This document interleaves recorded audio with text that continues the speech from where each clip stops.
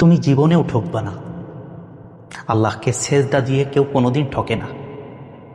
আল্লাহকে ভালোবেসে কেউ কোনোদিন ঠকে না।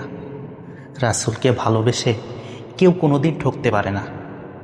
আল্লাহ বলেছেন, তুমি দুনিয়ার মানুষের কাছ থেকে আশাটা বাদ দিয়ে দাও।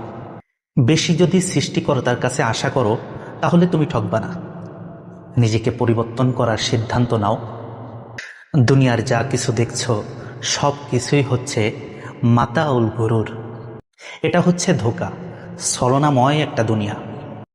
এই দুনিয়া হচ্ছে একটা কষ্টের জায়গা। দুনিয়া কষ্ট ছাড়া কখনো দুনিয়া মেলে না, আর দুঃখ ছাড়া কখনো মানুষ হয় না।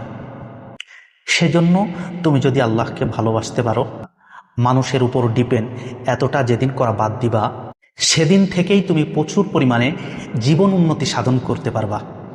অন্যথায় তুমি জীবনের প্রতিটা ক্ষেত্রেই ঠকে যাবা। এজন্য আল্লাহর কাছে পদার্পণ করো। আল্লাহ কোনোদিন তোমাকে ঠকাবেন না। আল্লাহ তোমাকে উন্নতি ছাড়া কখনোই ধোঁকার মধ্যে ফেলে দিবেন না।